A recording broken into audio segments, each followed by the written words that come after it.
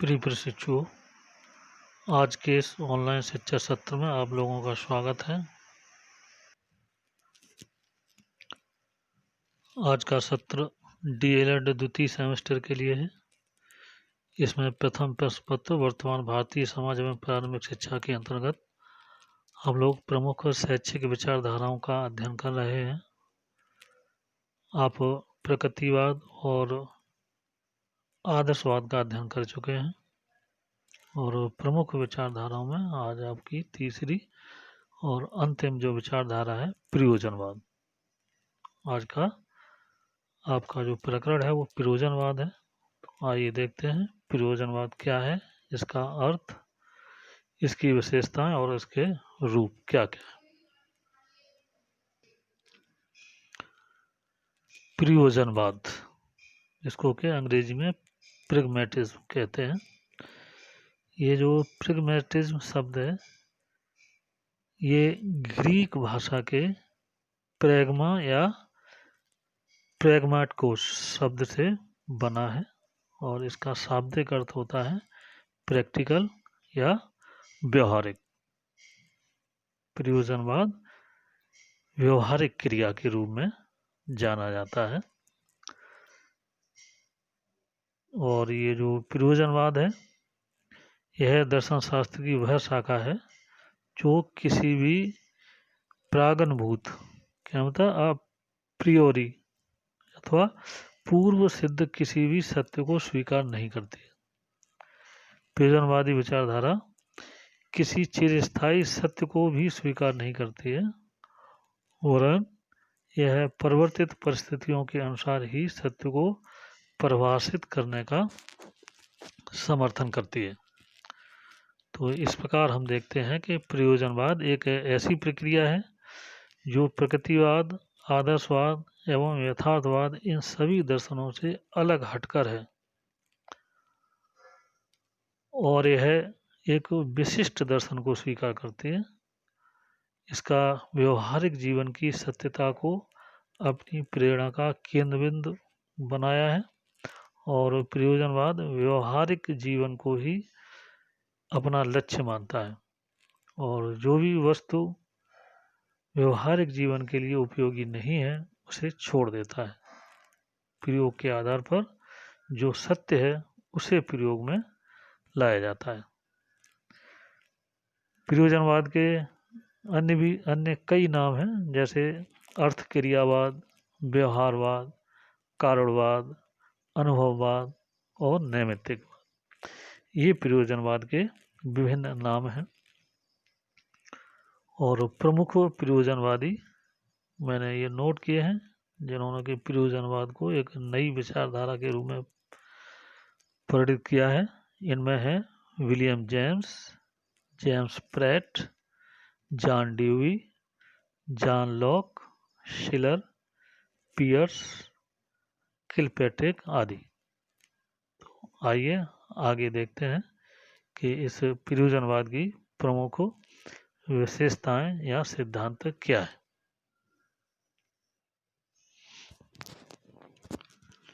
प्रयोजनवाद की प्रमुख विशेषताएं। Chief characteristics of pragmatism. इस प्रयोजनवाद की जो पहली विशेषता है वह है परंपराओं व मान्यताओं का विरोधी। अर्थ क्रियावाद या प्रयोजनवाद निर्धारित आस्थाओं का विरोधी है। प्रकृतिवाद द्वारा प्रकृति के अस्तित्व में विश्वास रखना अथवा आदर्शवाद द्वारा एक चिरस्थायी सत्ता को यह स्वीकार नहीं करता है। ये प्रयोजनवाद विचारों की अपेक्षा क्रिया को अधिक महत्व देता है। वह यह मानता है कि वास्तविकता एक निर्माणशील प्रक्रिया है और इसके संबंध में हम किसी भी सामान्य सिद्धांत का प्रतिपादन नहीं कर सकते। वह यह भी मानता है कि सत्य को व्यवहारिक परिस्थितियों पर निर्भर होना चाहिए। ज्ञान भी क्रियाओं का ही एक परिणाम है। क्रियाओं को सुचारू रूप से चलाने हेतु ज्ञान की आवश्यकता होती है। ये जो रूढ़ियाँ, परंपराएं व बंधन हैं ये ज्ञान के विकास में बाधक होते हैं। अगला, शाश्वत मूल्यों का बहिष्कार। ये जो प्रयोजनवाद है वो किसी निश्चित अथवा शाश्वत सत्य या सिद्धांत की सत्ता को स्वीकार नहीं करता है। यह मानता है कि मूल्य तो मानव की व्यक्तिगत व सामाजिक घटनाओं के फलस्वरूप उत्पन्न होते हैं, जो सदैव परिवर्तनशील होते हैं, जो देश काल और परिस्थितियों के अनुसार बदलते रहते हैं। अतः ये जो विश्व है ये गतिशील है, और इस गतिशील विश्व में जो मूल्य हैं वो भी गतिशील होते हैं। वास्तव में मूल्यों का निर्माण तो व्यक्ति स्वयं अपनी आवश्यकताओं के अनुरूप करता है। आज जो सत्य है वह कल भी सत्य होगा, सोचना गलत है, क्योंकि सत्य तो देश काल व परिस्थितियों के अनुरूप बदलता रहता है। जैसा कि आप समसामयिक जीवन में भी देखते हैं कि रामायण काल में जो चीज़ें सत्य थीं या जिनको आदर्श माना गया, महाभारत काल में आकर वही चीज़ें एकदम उसके विपरीत हो गई। भाई भाई के लिए किस तरीके से लड़ने को तैयार था, और कहाँ एक जगह भाई भाई के लिए राज्य छोड़ने को तैयार था। तो ये जो शाश्वत मूल्य होते हैं वो देश काल और परिस्थितियों के अनुसार बदलते रहते हैं। अगला है विचार क्रिया के अधीन। प्रयोजनवाद ये मानता है कि क्रिया को सर्वोच्च स्थान देना सही है, क्योंकि इसी के द्वारा ही कोई भी विचार तभी सार्थकता को प्राप्त होता है जब हम उसे क्रिया रूप में हस्तांतरित करते हैं। वास्तव में देखा जाए तो क्रिया ही विचारों को अर्थ प्रदान करती है और उनका महत्व निर्धारित करती है। यह बात भी स्वीकार योग्य है कि विचार आंतरिक वस्तु व क्रिया बाह्य है।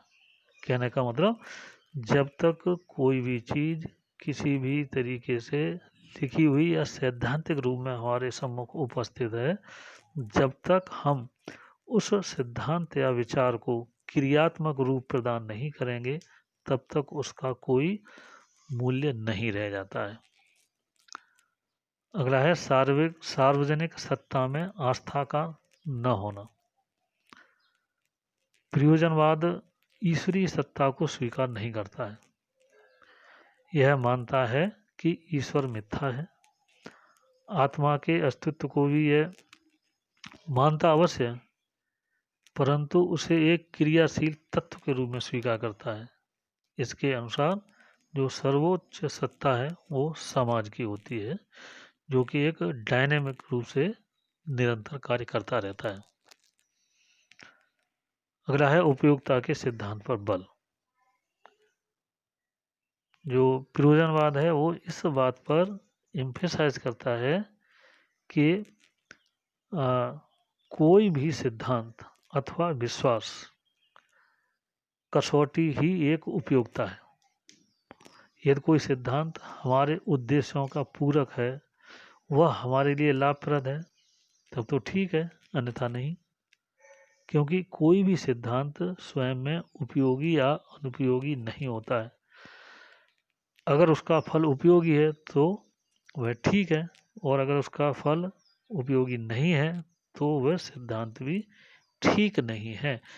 इसीलिए प्रयोजनवाद उपयोगिता के सिद्धांत पर बल देता है। अगला है व्यक्ति के सामाजिक जीवन पर बल।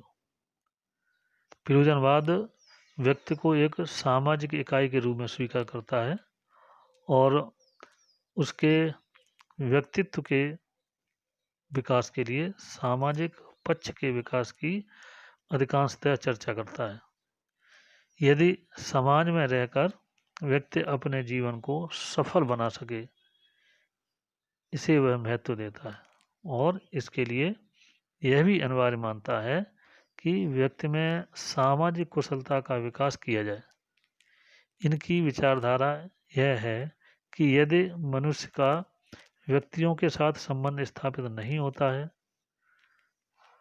न तो वह अपने साथियों को समझेगा और न ही अपने प्रति अपने साथियों के दृष्टिकोण को समझ पाएगा। इसके अभाव में हम व्यक्ति का पूर्ण विकास नहीं कर सकते। इस कारण प्रयोजनवाद मनुष्य को एक सामाजिक व्यक्ति मानता है और सामाजिक पक्ष का विकास करने की बात करता है। मनुष्य एक मनोशारीरिक प्राणी है।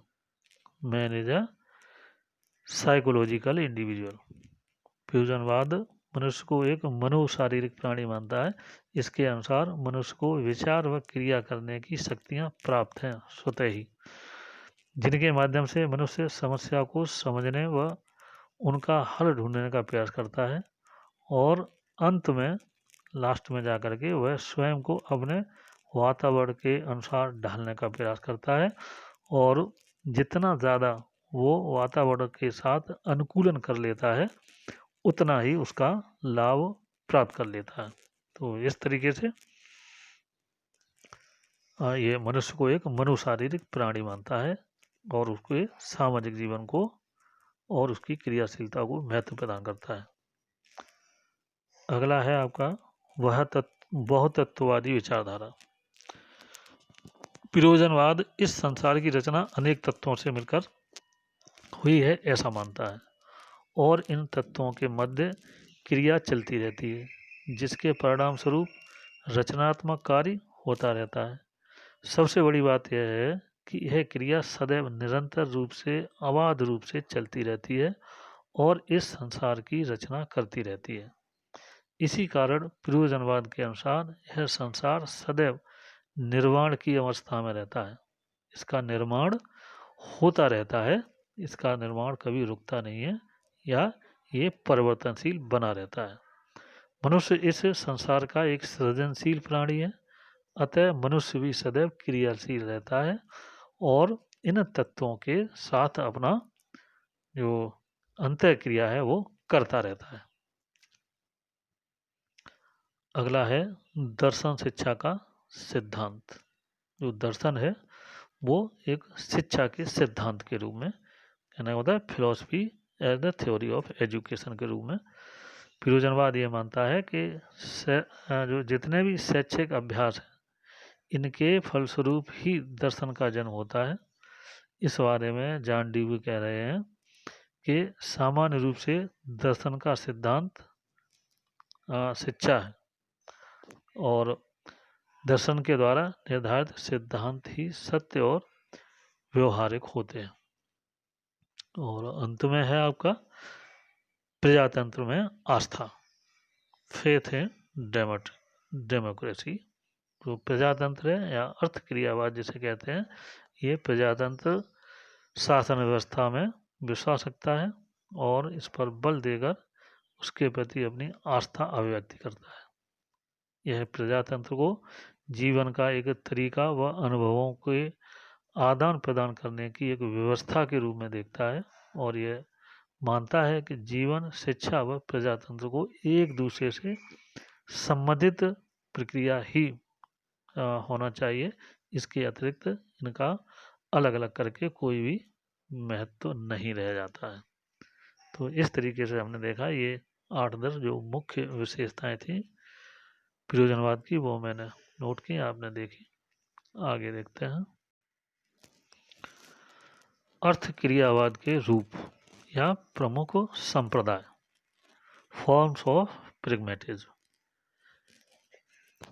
अर्थ क्रियावाद या जिसे प्रयोजनवाद के नाम से जाना जाता है, इसके जो प्रमुख संप्रदाय हैं वो मैंने नोट किए हैं। जो पहला संप्रदाय है वो है अर्थ क्रियावाद या व्यवहारवाद और इसको प्रतिपादित करने का श्रेय पियर्स को जाता है।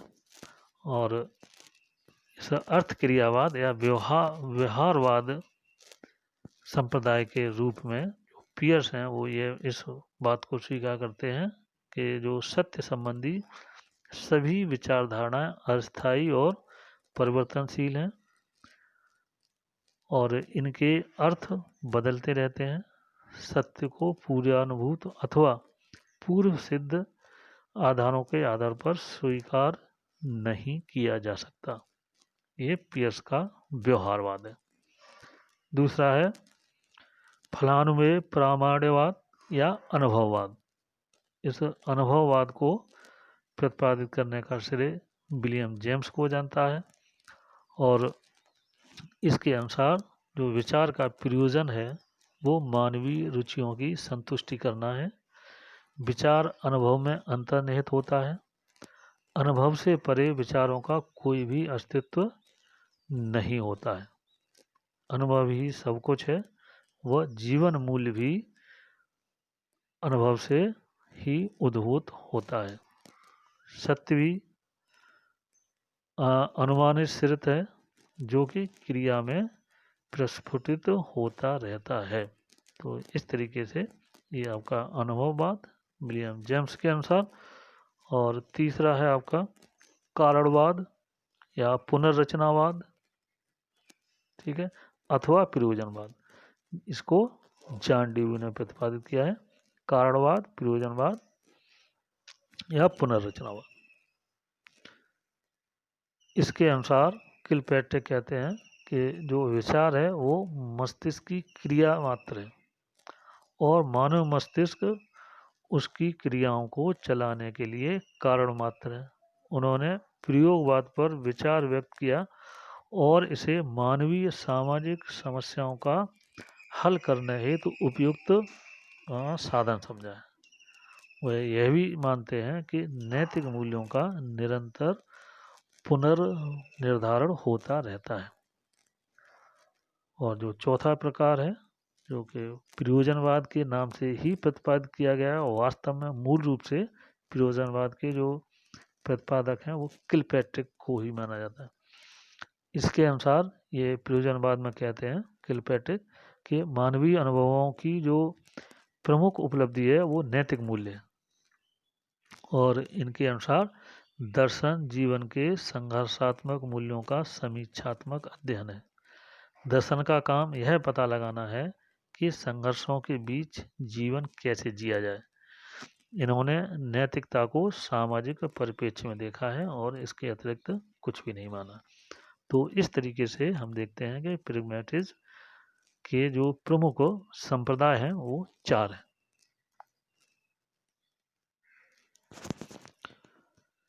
इन प्रमुख संप्रदायों के आधार पर ही प्रयोजनवाद के प्रमुख प्रकार जो आपके पाठ्यक्रम में हैं वो निर्धारित किए गए हैं। और इनमें पहला आपका जो प्रकार है प्रयोजनवाद का वो है मानवतावादी प्रयोजनवाद, ह्यूमनिस्टिक प्रैग्मैटिज्म। मानवतावादी प्रयोजनवाद के अनुसार वही सत्य है जिसके द्वारा मनुष्य की आवश्यकताओं व आकांक्षाओं की पूर्ति होती है। विलियम जेम्स और शिलर इस विचारधारा के प्रबल समर्थक थे। इस विचारधारा में मानव के अंदर सामाजिकता की भावना की अधिक से अधिक विकास किया जाता है। तो ये मानवतावादी प्रयोजनवाद। दूसरा है आपका प्रयोगवादी प्रयोजनवाद, एक्सपेरिमेंटल प्रैग्मैटिज्म। इसके बाद इस प्रयोजनवाद के अनुसार केवल उस वस्तु को ही सत्य माना जाता है जिसे प्रयोग द्वारा सिद्ध किया जा सकता है। इसके अनुसार प्रयोग के द्वारा वस्तु के कार्यकलाप भी सही ढंग से संचालित होते हैं। तो इस प्रकार ये जो प्रयोगवादी प्रयोजनवाद है ये केवल प्रयोग के बाद सिद्ध होने के बाद ही किसी बात को स्वीकार करता है। तीसरा है आपका नाम रूपी प्रयोजनवाद, नॉमिनलिस्टिक प्रैग्मैटिज्म। इसके अनुसार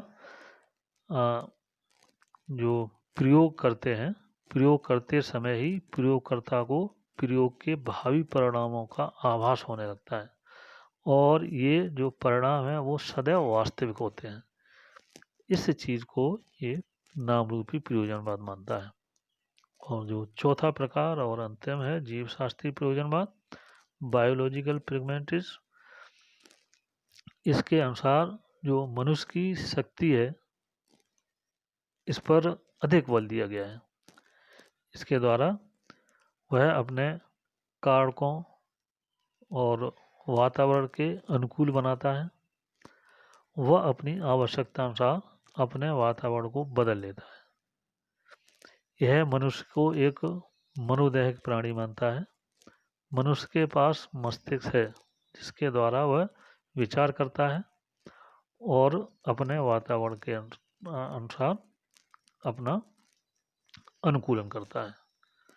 जॉन डीवी इस विचारधारा के प्रबल समर्थक हैं और वो मानते हैं कि प्रयोजनवाद विचार को अनुकूलन करने का प्रमुख साधन है, इसके अतिरिक्त और कुछ भी नहीं। तो इस तरीके से आज हमने ये अध्ययन किया प्रैग्मैटिज्म के संप्रदाय, प्रकार, उसकी विशेषताएं और अर्थ। आपका सत्र आज यहीं समाप्त होता है। धन्यवाद।